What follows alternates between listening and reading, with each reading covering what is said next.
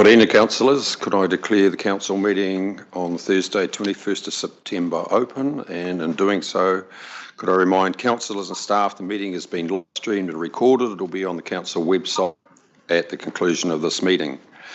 Can I also remind everybody that the local government decision-making process affords no protection to councillors, councillors' officers or the members of the public for any comments made during this meeting that are subsequently challenged in the court of law and may be determined to be slanderous. So with those comments, could I ask Councillor White for an opening karakia, please? Nā koe te mana me koutou hokinga me mo te kaunihiro toi moana. Me ngā kaimahi me ngā me mo te hapori hui mai nei tēnei rā.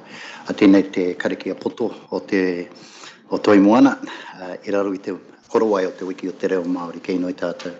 E te atua nui tōnu, ko mātou e nei inui atu nei ki a koe. Ke tau mai te māramatanga ki a mātou whakarite mo tēnei rā. Arhino hoki mātou e ki a e te oranga tōnu ki ngā ahutanga katoa. A ngā tangata ki tō mātou rohi whānui tōnu. Amen. Almighty God, we ask that you give us wisdom in the decisions we make here today and give us guidance in working with our regional communities to promote their social, economic, environmental and cultural well-being. Amen. Thank you, Councillor White. Next agenda item is apologies. We have apologies from Councillor Eatey, Councillor Thurston, and we have Councillor Thompson on Zoom. Could I have mover and a second to accept apologies? Councillor Thurston, Councillor McMillan, all those in favour say aye. Against? Councillor Winters, sir. Councillor, you said Councillor Thurston. Oh, sorry. Councillor Winters. We have the public forum, the next agenda item, but before we move into the public forum, I want to bring forward number 6, declarations of conflict of interest. We have Ms Jones here, who wanted to speak in the public forum regarding the Te Whatu Ora health report on air pollution.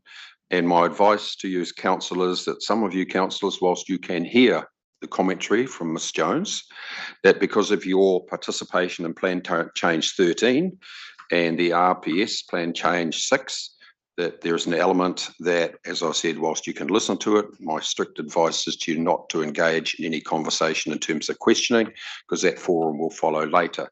So those councillors will be in terms of Plan Change 13, Councillor McDonald, Councillor Von Duddleson, RPS Change, Councillor Thompson and Councillor Nees.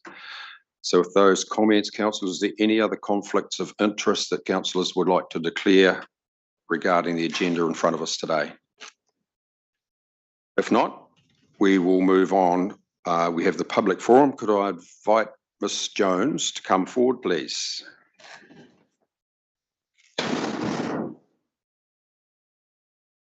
Welcome.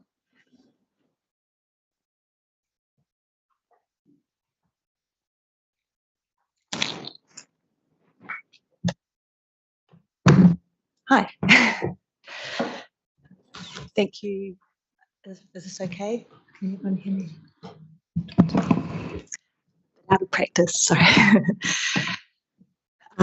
Thank you for the welcome and having me this morning, and for giving me the heads up about potential conflicts. Don't really understand that, but I guess what I'm here to talk about is just to, sorry, just give me a moment. So let me introduce myself. I'm Emma Jones. I'm working for the community on behalf of a charitable trust called Clear the Air, and our mission is really to just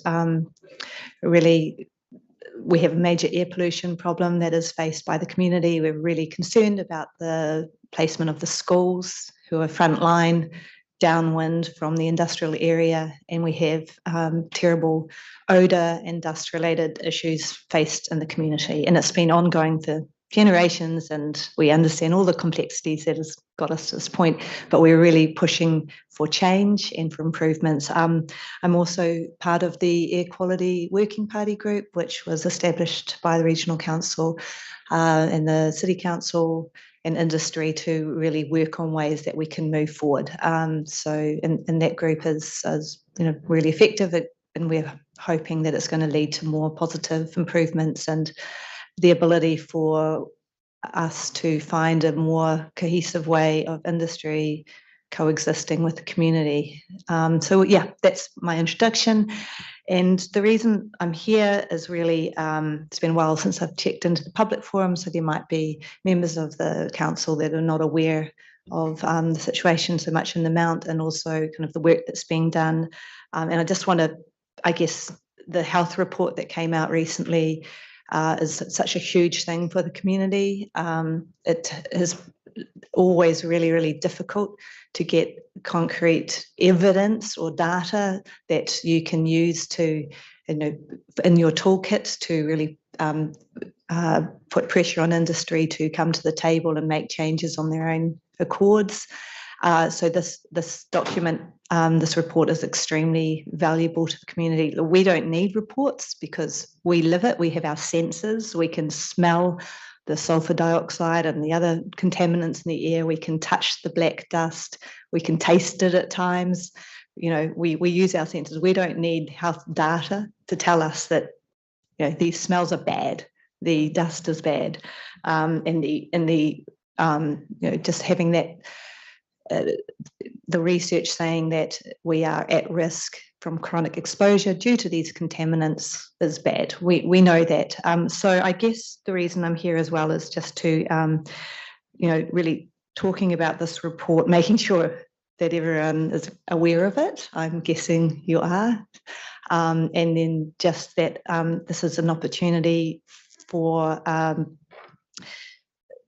guess, what does the report mean to you, and what more can you do around it to improve safety for people in the Mount? We'd like to see a more concrete action and a clearer plan, especially at this time of we're doing so many spatial plans and all of that talk. As I mentioned, this report is extremely important to the community.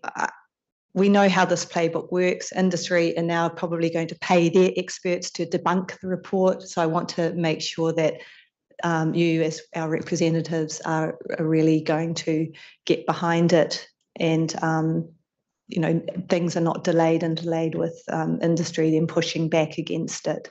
So and we'd just like to see them step forward and actually just bear more of the burden around the improvements in the community. So yes, that was pretty much why I'm here. Thank you, Emma. And look, I acknowledge your passion, enthusiasm to try and engage with not only regional council, but I know you have dialogue with the local authority, TCC, as well on this matter. And thank you for your participation in the Clean Air Working Group, which I know you're part of, because this council set that up under the chairmanship of Graham. And I think that's been working well over the last few years. So thanks for turning up today. Councillors, any questions of Emma? Councillor Scott.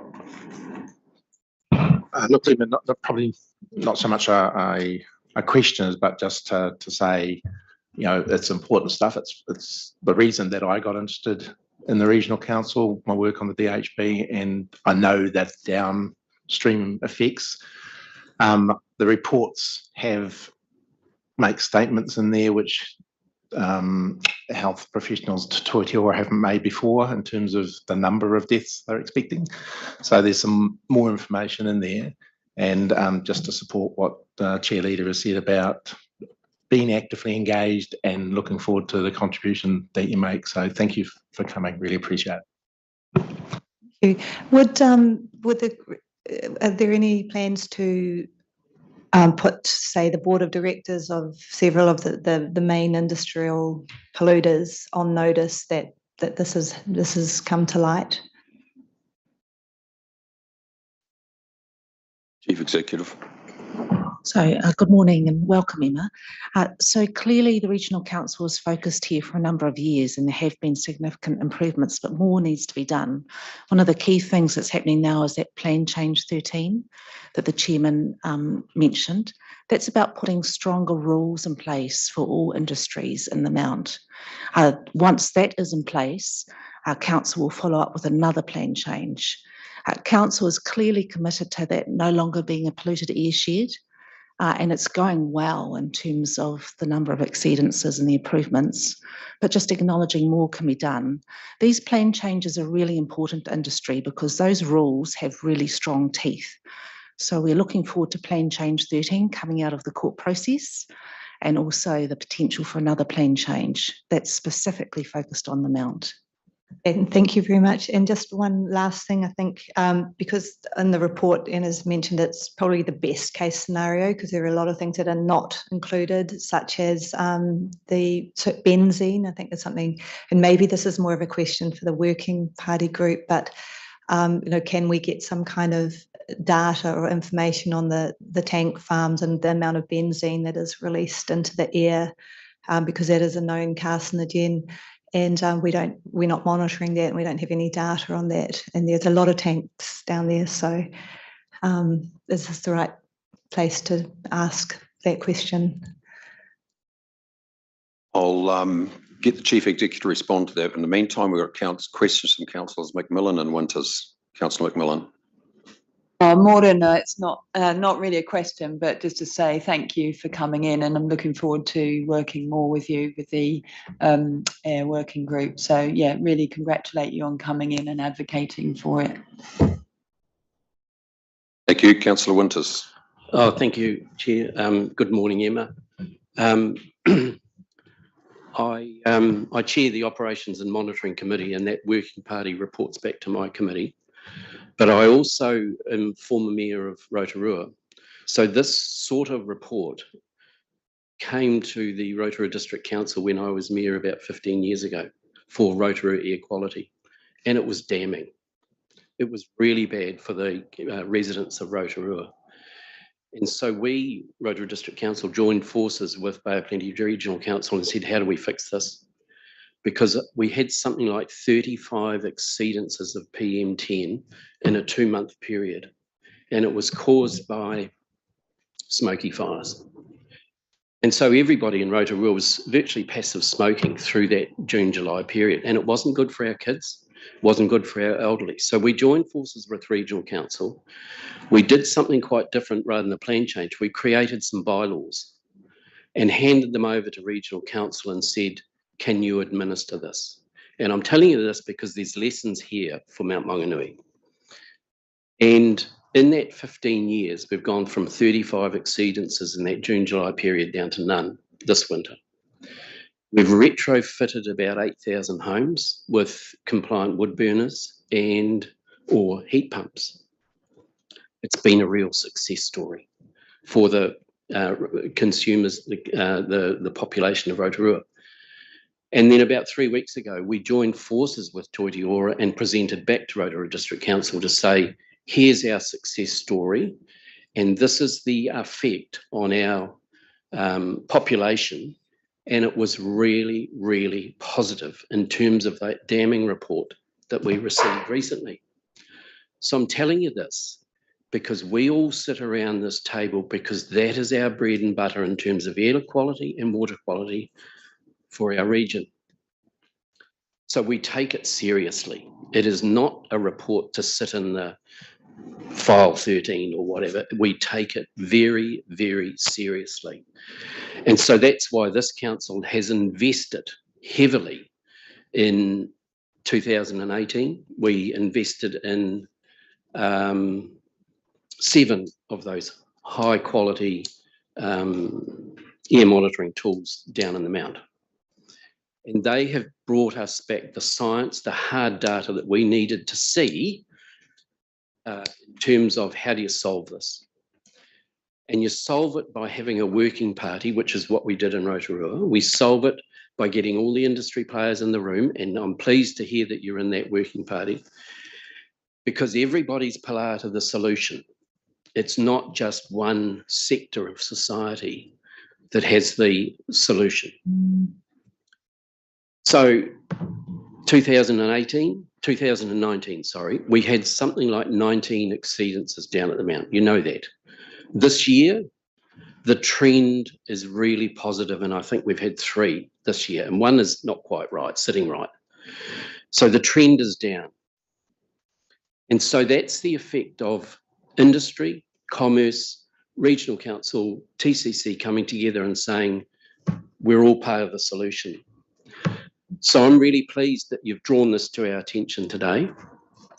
We have a long way to go to solve Mount Mauganui's, and this has been decades in the making. We've done it in Rotorua in 15 years. We're not going to solve it in 5 in Tauranga. We've done some really good work in Tauranga. But the question for me now is, we have about 63% of our emissions in Tauranga come from transport. And that's the dilemma that we face as a community, because how do we get transport emissions down when there's so many vehicles on our roads in the Mount and Tauranga? And I hope you're part of that solution as well, to say we're in this together, and your collective wisdom through Clear the Air has to help us to solve these problems as well. So you talked about industry. In Rotorua, we had a lot of carrot, and we took the carrot and stick approach. We'd had carrot for about 10 years. Now we've got the big stick out. We have a number of industries in Tauranga Mount that have very strict resource consent around them, and we take them to task if they breach those. And you've seen some Environment Court decisions about those fines for breaching regulations in terms of resource consents. So that sets the benchmark.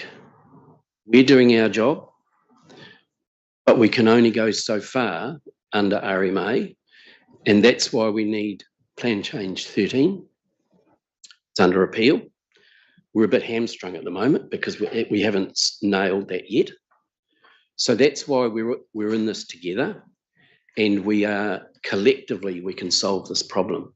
So I just wanted to assure you that we take those reports seriously. Thank you. I could go on with that all day too, but I won't. But And I really the other thing is, Emma, I'm putting the olive branch out to your group. I'm happy to come and talk to your group anytime about the history, the lessons we learned in Rotorua, and how we can reflect those in the Mount. So I'm more than happy to come with Ruben or staff to your place and just talk through this. I appreciate that. Thank you. Thank you, Councillor Winters. Now, I just want to make one correction because the media is in the room, and this is really important. You've just heard Councillor Winters say that in the current year there's been 3 PMT exceedances. That's not right. Those exceedances relate to the last financial year. In the 23-24 year, sorry. we are currently at 0. Yep, sorry. Okay. I was looking at 22, That's right. 23. That's right. Yep. Councillor White. Tēnā koe te Chairman. E mihi ana ki a koe te wahine tō mō tō whakaro pai ki a mātou. Thank you for your kōrero. I really enjoyed it. I enjoyed the moment where you don't need the data, your senses tell you what's going on. And you live there and you breathe it and you know the effects that's actually happening. And I want to support Councillor Winters' comments about Rotorua. I'm from Rotorua. And of course, wood burners were very, very well used there. Our people and demographics, affordability issues around keeping the fires going, keeping it warm, were very much a big part of the air pollution of Rotorua, and being able to get on site and work with the community and provide carrot as well in the context of helping them to get past that issue about using wood burners has worked wonderfully well. And the statistics of health going from sky high to really reduced, and the levels of suggested health reduction in costs, the savings of lives, all those sorts of things were put on the table. And that is a real eye-opener. And I guess that's the real checkpoint around the success of the operation. And of course, the industry's a little bit harder. I mean, we need to monitor and apply our jurisdiction across that. And to me it's ditto here as well. We have a limited jurisdiction. We can monitor and apply that jurisdiction, and it's showing some good results. Ultimately, I don't think you have the same wood burner problems we have over there in Rotorua. So you've got, and of course, we get accounts from the Whareroa Marae as well about their concerns. So that mirror your concerns as well. So I guess it is work in progress, serious work in progress, and we need to be serious about that. I do wave the flag positively for Rotorua. It has helped a lot, and I guess we're on a journey in the context of what you're telling us. And all I can say is kia kaha in your work, keep the pressure on, and obviously we will do our duty as best we can to comply with our requirements to support.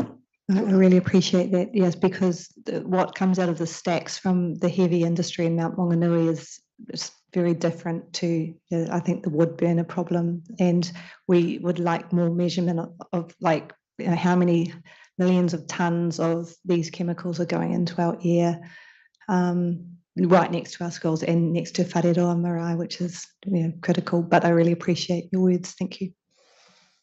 Thank you, Councillor White. Fiona. So thank you. The Mount Industrial Airshed is the most monitored airshed in New Zealand. So it is significantly more monitored than any other airshed. In terms of benzene, we actively and proactively monitor the tank farms for odour. I'm very happy to talk to you about doing more in terms of benzene in the future as well. Would be great. Thank you. Right, no further questions. Emma, can I just make some concluding comments? So Sure. Firstly, you raised the issue of the Te Whatu Ora report, and you then went on to say that there may well be other commentary coming from others, and that may well be true. Those inputs in terms of opinion or professional views will ultimately pay out, as been mentioned, at the respective plan changes. So I don't want to comment on that. Your concerns are greater than just PM 2.5, and the Chief Executive's made those issues about odour. One of the principles that the Council has to operate on, because we're a regulatory environment, is we've got to base our decision making based on the best available science. That's professional views in terms of science, as opposed to our views as individual councillors. As I said, that will play out at plan change hearings. So as long as you acknowledge that, and your opportunity to participate in those plan change hearings as community is equally available as well.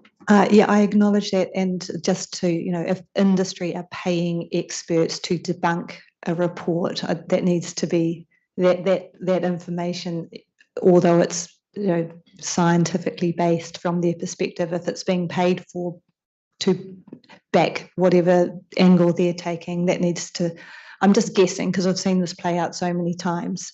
So if that comes to the table, it has to be taken in the context it's paid for by industry to protect industry's rights. And you guys have all we've got as a community.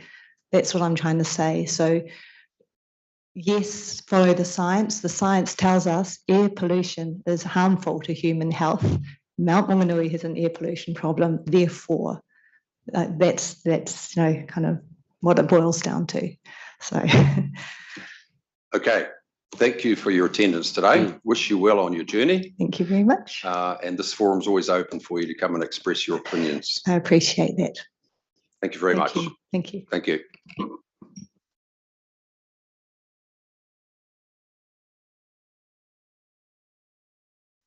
Councillors, we move to agenda item number 4, which is items not on the agenda. There are no new items to be added to the agenda. Order of business number 5. We need to go into confidential under item 10.3 at 11 o'clock, when TCC Commissioner Selwood Beale will be attending. I've done conflicts of interest. The public excluded business will be transferred into the open. There is none. That takes us through the Regional Council minutes of the 9th of August. Councillor White, Councillor Nees, Councillor McMillan.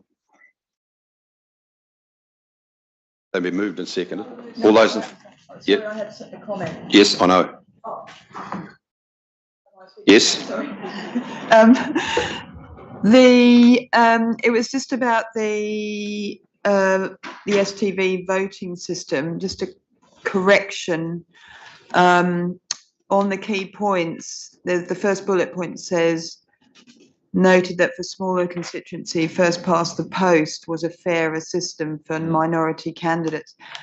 That's not what Warwick said. What he said is STV is a fairer system for diversity. I mean, personally, I think diversity sounds better than minority candidates, but so STV is a fairer system for diversity, but less likely to impact this difference if there is a small pool of candidates. So that's the point. STV is generally a fairer system to create more diversity.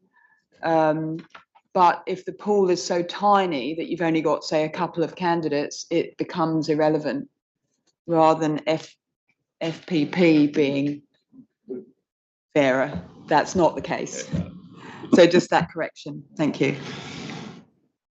Councillors, you agree with that correction? Yeah, absolutely. Yep. Okay, thank you. So we'll make that correction. Councillor Scott? Yes, thank you. My one is on page, is referring to the minutes on page 19, and it refers to the awareness survey. And there was a point that I think it's important to be added, which I made, which was about the report being, I think the words I used were misleading at best and unhelpful. Misleading and at best unhelpful. And the particular point I made, for instance, was about a headline which said the majority of residents would like more information, but when you look at the graph, it's only 33%. So I think it's important we note that the report had weaknesses. So the words I'd like added, if that's what people feel is fair, is considered the report was misleading and at best unhelpful. So you're referring to the first bullet point under key points, are you? Referring to there's a heading there, I think, which under members' comments or something like that. I've got to flick between the two documents. Yeah. So it currently reads, consider that the survey results did not reflect the quality of the service provided by the council. It was important to not directly correlate the two. It's a different point. This is the quality of the report. So you want one to add it in? Yes, please. Okay. Councillor Nees. I just, I feel uncomfortable with the words that Councillor Scott's suggesting. I would prefer something a little less. It's very much your own personal opinion, not necessarily. Point of order, Mr. Chair. This is a correction of the minutes. It's not a matter of opinions. It's my point. We need a summation of so that in minute text speak, not in the councillor speak. Thank you, Councillor Von Duddleton. Noted and correct. That was my point, Mr. Chair, that it's not the function of the minutes to report every single person's opinion on something. More a general comment that there were doubts expressed about the picture painted or something like that. I disagree. Do you have a suggested change to the wording, Councillor Nees? Because it needs to be considered in terms of the bullet points that we've got here, in my view. Or Councillor Scott? I'm happy to have different words. The basic point is that it's different from what the report said to the quality, and it's about the quality of the report. So when I read that, consider the survey results did not reflect the quality. Yeah, so that's the of the services. So that bullet point says that the information, we taking the information as being useful, whereas the point I was making is that the information, it's the report itself, the survey itself had faults in it. So it's a different point. Perhaps there were doubt expressed at the conclusions made within the report or something like that. That would work. Yeah. Yeah. Thank you. Capture that. Okay, so if I put something like conclusions made within the report to be considered misleading. And did not reflect the quality of the service provided by the council. So we'll just add that in. That's a different.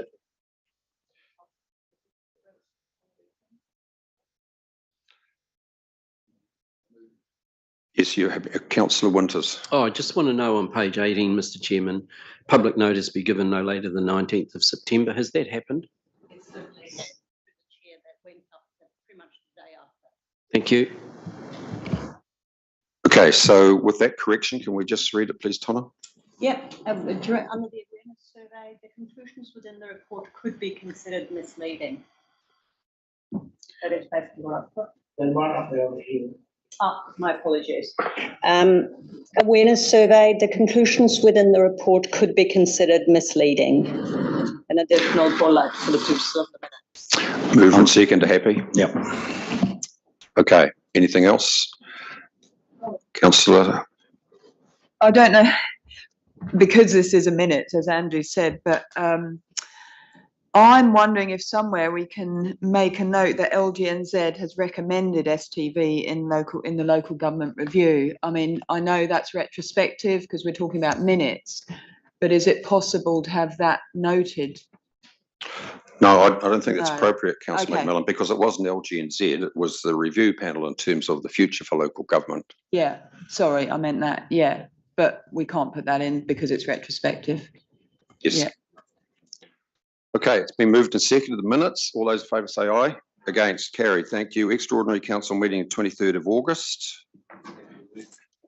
Councillor Winters, Councillor Crosby. Any amendments or matters arising? If not, all those in favour say aye. Against, carried. Thank you. Regional Council minutes 5th of September. Thank you, Councillor Winters. Councillor Scott. All those in favour say aye. Aye. Against, carried. Reports. Chairperson's report, which is on page 28 of your agenda. I'll move the adoption of the report. Any matters? Councillor Von Duddleston. No, just second. Oh, thank you. Any questions, Councillor? Councillor Winters. Just on 11th of August, Mr. Chairman, I sat in for you on your behalf at your invitation on the Mayoral Forum.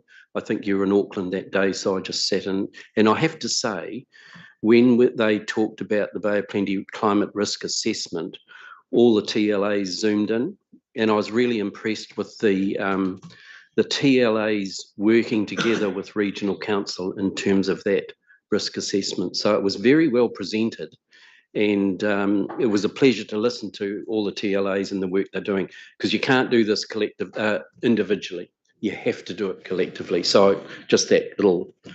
Thank you. And you're right, Councillor Winters. I was in Auckland, but you remember that I joined for a specific agenda item early in the meeting. Yep. Yeah. Okay. I'd just like you were on Zoom. Yeah. I'd just like us to note the passing of Ngā Tūhoe leader Paki Nikora. Paki Nikora had a lot of interaction with the rivers and drainage people. He was a very esteemed leader in Tūhoe. So that was really unfortunate. Okay, it's been moved and seconded. No further questions. All those in favour of adoption of the Chair's report, say aye. Aye. Against, carried. 9.3, Mr. Taylor.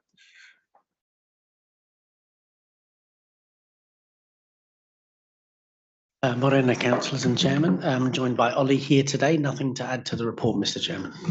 Thank you. Mr. Von Duddleston. Happy to move. This committee was set up to try and get how on moving, and the committee is working exceptionally well. We're starting to see good alignment between the commissioners and Councillor Thompson and myself. Staff are showing really good signs of initially not, but now working really well together, and that is a big comfort. Having said that, Waka Kotahi are an integral part of our funding arrangements, and I felt that they should be at the table, albeit at a non-voting, as a non-voting member. And that's why we've asked that we change the put them at the table without a vote, so that they're there, because they are the major funder. Thank you, Councillor Von Duddleston. It's been moved and seconded. Councillor Nees. Just a query, has there ever been any situation where both of our members have not been able to attend the meeting? It's just, I was interested, there was an alternate member just approved for Waka Kotahi, but not for our or TCC's representation? Is there any specific reason? We've never had non-attendance of at least one. This is a group that tries to get a consensus, rather, so a vote isn't critical. Waka Kotahi, of course, have a lot of their staff come from Hamilton, and so it was deemed appropriate that they could have an alternate. Because of that, we don't want to put at risk not having them at the table. It's a very good explanation. Thank you. Thank you. Councillor Thompson, I hope you're listening. So question to Councillor Thompson, Councillor Von Duddleston and Oliver. You can have all these people, but are you satisfied you can get someone at a sufficient level to make a contribution to this that you can rely on in terms of their commitment to projects? Through you, Mr. Chair, from a staff perspective, yes, we are confident. Councillor Thompson? Absolutely. Okay. And we've had very good interaction through public transport and regional transport with Waka Kotahi. They are willing participants at the table. They don't always fund, but the funding comes from central government, and so they work under their own constraints. So while we don't get all the wins we want from a funding out, we're not blaming Waka Kotahi themselves for that, because I think there's a real willingness to help this region. Okay, thank you, Councillor Von Duddleston. So it's been moved, Councillor Von Duddleston, second, Councillor McMillan. We've had the discussion. All those in favour say aye. Against, carried. Thank you. 9.4. Mr. Taylor and Rachel. Morena koutou. This paper seeks decisions from Council to delegate several functions and powers under the new Natural and Built Environment Act. I'll take the paper as read. If councillors have any questions, happy to answer them. Thank you. Councillors? One question, Rachel. We're proceeding on the basis that there's no change. What do we do if there's some change in the next couple of months? We'll deal with that if it happens. At the moment, the legislation's in effect. So a number of these provisions are in effect. So we have to operate under this statute, or at least the ones that are in effect, until such time as there is a change. Okay. If there is a change. Councillors, any questions? Thank you. Councillor Crosby, Councillor Scott. All those in favour say aye. Aye. Against, carried. Thank you. 9.5.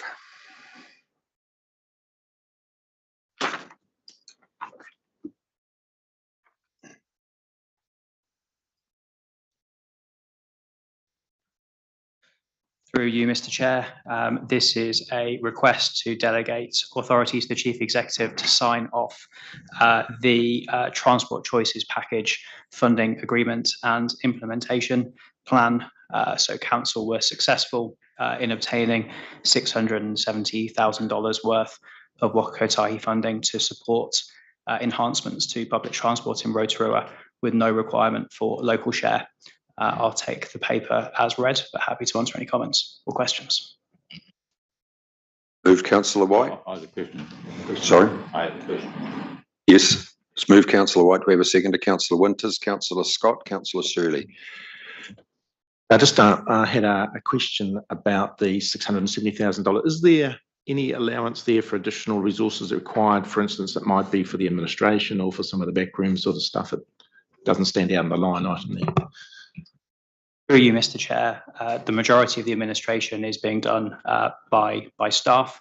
Through the current annual plan, we also received $70,000 worth of funding should we need to call on consultancy services to help with the delivery of this project. So just to help me be clear, so there is a cost, but it's not included in here. Because obviously you haven't got staff sitting around doing nothing at the moment, so there is an extra cost over and above the 670 here. Yes, that has been budgeted for through the current annual plan. So there is no additional cost to Council.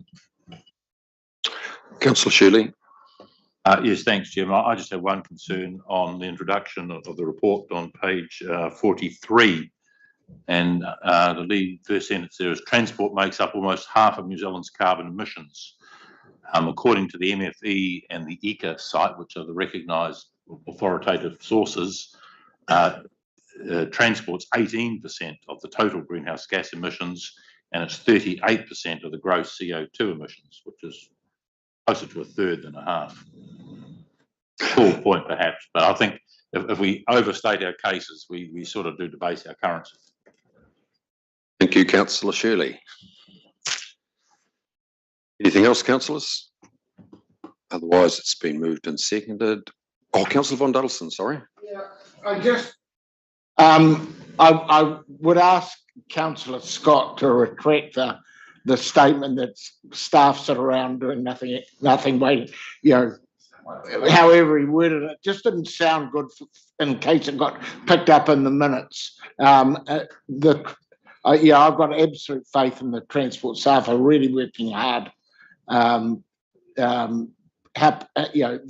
might not be getting the outcomes we want, but it's not through lack of trying. So I said exactly the opposite. Did you? Yeah. so said exactly the opposite and was making sure that we're costing it properly. Yeah.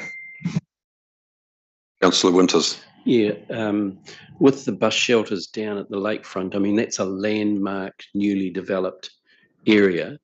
The bus shelters, although they're bus shelters, have we had consultation with local tangata whenua to make sure they're in accordance with their desires in terms of the overall design of the theme down at the newly developed lakefront? Through you, Mr. Chair, we are working very closely with our colleagues at Rotorua Lakes Council to make sure that we are approaching this appropriately. As you'll know, the infrastructure installation is the responsibility of Rotorua Lakes, so we are supporting them through that process and any engagement or consultation that's required. The answer is yes. Yes. Councillor White. Yeah, just in support of that query, Pukerua Ruawhata, who are the major landowner with Ngāti Whakaui in that particular area, are on board with this particular scenario. They are, and they're the ones that have had primary stake in the development of the lakefront. And so therefore, I'm very happy that the tangata whenua are involved and well connected to the local council as well in that respect. Thank you, Councillor White. No further questions. If not, it's been moved and seconded. So the recommendation is on page 42. All those in favour say aye. Against, carried. That takes us through to the Wainahehe floodway property acquisition. Just so council is aware, because I've asked the question, it was only last month, I think, we approved a purchase that was in the Nongataha floodway. So this is a different one. And if you refer to the map on page 49, this is actually land that's owned by NZTA and NZTA. Mr. Crabb. Chairman, thank you. As noted, it's the property parcel is surplus to Waka Kotahi's requirements. It has a fairly modest market value because it's not suitable for residential purposes. And it provides a good opportunity for our land management team in terms of their water quality improvement work, community and cultural engagement, etc. For the operations team, it will be very useful because we have limited amount of land in the Rotorua urban area, particularly that isn't within a floodway. So it provides some out of floodway storage area and also be useful for potentially for a plant nursery for soft engineering works around the region. We're proposing to share the purchase cost between the land management and the rivers and drainage operations budgets within the existing capital budgets, so there are no financial implications. Monique from the legal team is managing legal matters and negotiations with NZTA. Happy to answer any questions, Mr. Chairman. Thank you, Mr. Crabb. Councillor White, then Nies. Yeah, Mr. Chair, I'm surprised that NZTA would want to sell this to us. I mean, what's the value to them in the context of this versus the value of what we're trying to do here in terms of converting to a wetlands area? I would also ask the question around, any iwi interest in this particular area. Because I know around Rotorua there are a lot of reserves, a lot of lands that have been gifted, and expectations that once the original aspect hasn't been delivered, then it returns back to those particular groups. Now, how's that playing, if at all, in this particular space? I'll try to answer those questions. The first one is the reason it's surplus, I understand, is that it was purchased for the proposed highway that was going to the Eastern Arterial. Now that's not going ahead, so it's become surplus. I know that our land management team are working very closely with local iwi and Hapu, and they frequently have aspirations for planting and cultural plantings and education, etc. in that area. But the only land that the council owns is within the floodway area, which is not suitable for planting out. So this small parcel does provide a really good opportunity for an out of floodway area for cultural plantings and water quality plantings and that sort of work. Yeah, I'm aware of the area, Mr. Chair, and I just think it's a good extension to the aspirations of iwi to plant it out. So I just contemplating the value to the environmental settings that we're trying to get there. And I recognise that it has a purchase history with NZTA, but maybe a bit more effort to try and free ourselves from actually having to purchase it just doesn't sit well with me at the moment. That's all. Thank you, Councillor White. Councillor Nies. Thank you.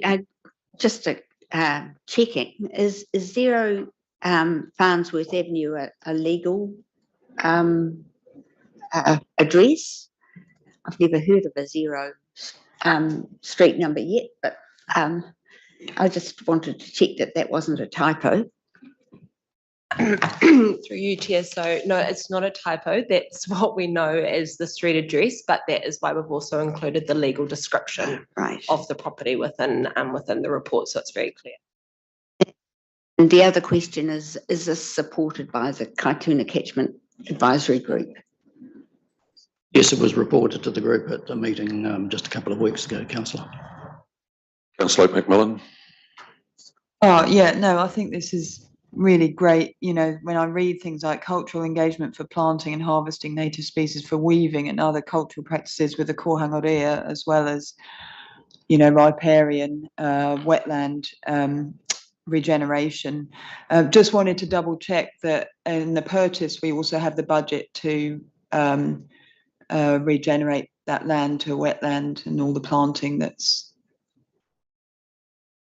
I believe we do. So that would be in Helen Cray's Rotorua Catchments budget. So obviously budgets are not yet decided through the LTP process. But, that's what I'm nervous about. No, I think our discussions this week we would still be okay. Okay, thank you. All right, thank you. Councillor Scott. Yeah, I'm just interested in the counterfactual. Because from your description, it sounds like it's pretty. There's not a lot of alternative uses for this piece of land. So my question is, if we didn't buy it, what would happen to it? And if it would stay the same and be still available for local community groups to come and do their things, why would we contribute $47,000 when it's going to achieve our purpose without our capital input? So I'd be interested in that. Or did we look at perhaps a peppercorn rent for that piece of land, given that it's no use to Waka Kotahi either?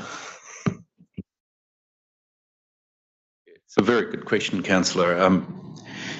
I think staff may have sort of pondered the same sort of thing. Waka Kotahi is a government agency. Shouldn't they be doing this sort of work themselves? I guess we're in public meetings, so I have to be careful what I say, but I think if it sits with us, it's probably more chance that it might go ahead in the way you might imagine, rather than we just don't know the future if it sits with them.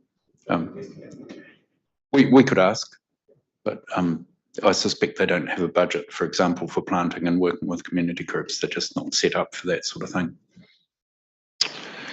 Okay, councillors, do we have a question, or we want to move it? Yes.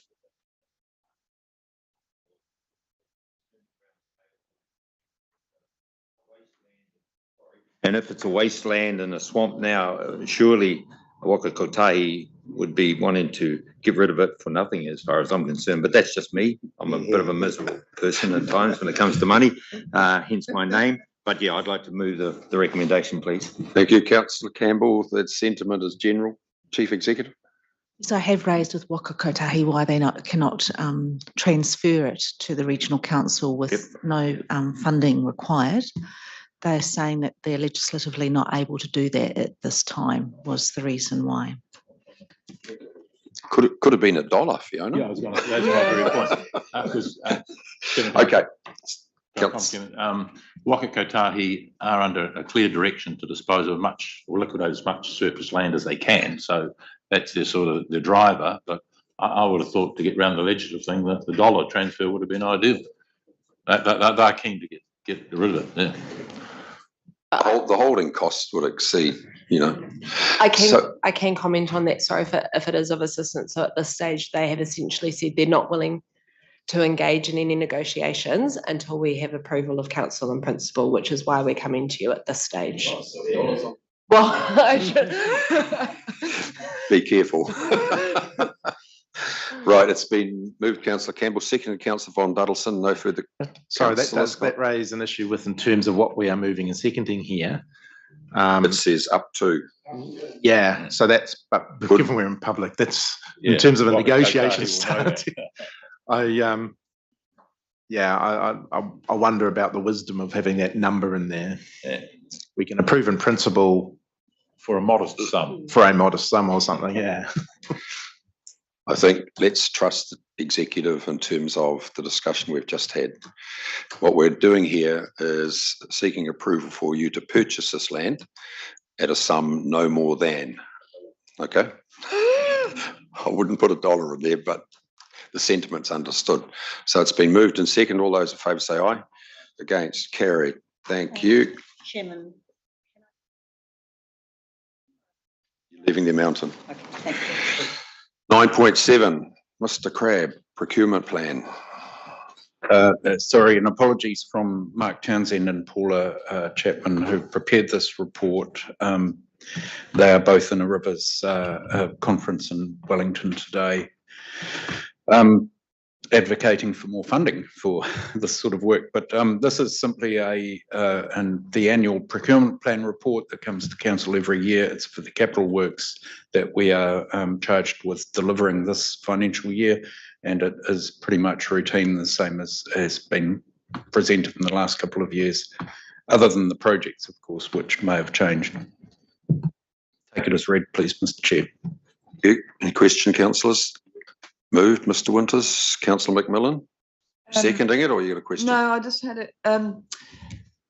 So I noticed it says in the summary, including social procurement consideration. This is something that I'm still waiting for an update in terms of our social procurement policy, because we did have a presenter from Social Link ask questions around that, and I suppose at this point in time in my head, I'm a little bit vague as to exactly what our social procurement policy looks like, because I understand it is being updated. I'm not sure whether, Chris, this is actually all linked to this specific item, but it's just kind of out on my radar.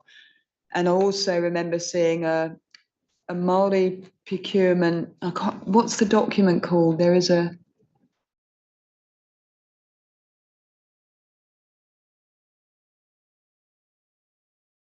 I know what you're talking about, and I can follow up on both that. And what we can do is provide a report back in terms of all that we do for social procurement. I think that was going to ops and monitoring. Oh, to strategy and policy. To strategy and policy. Yeah, because we had a presentation. Yeah, I suppose I'm just, in my head, I'm like, I know we've got that one, which I can't remember the name of it. And I know we have a social procurement kind of philosophy, but in my head, I don't have a joined up kind of policy in my brain as to an overarching, so I'd be quite keen. Yeah, thank you. It's been moved by councillor Winter, second by councillor Campbell. Any further questions? Sorry, I'm playing catch up here too, Mr. Crabbe, but I see in here there was a, where did I see it? There's a referring to the Ford Road Pub Station. I thought there was a, here, yeah, on page 57. What's the relevance of 9 million? Thank you, because that's then outlined on page 60 as well. I believe that's the budgeted cost of procurement for the financial year. And installation. Yes, although from memory, the Ford Road Pump Station project is a multi-year project, so it might go into the following year as well. I believe that's actually the total amount though, because I think this current year's budget's more like 6 from memory. Bruce? Not too sure. I thought it was somewhere between 9 and 11. But anyway, I'll just note Councillor Neese's comments in previous meetings. You've got to be careful that you don't put these things right up the front and intend the CapEx to be spent within year one when it might be a multi-year project, because you then have a whole lot of carry forwards. Okay? Yep. No other questions? Been moved and second. All those in favour say aye. Against, carried. Right. I'm going to move that we go into public excluded. Councillor Von Duddleston, Councillor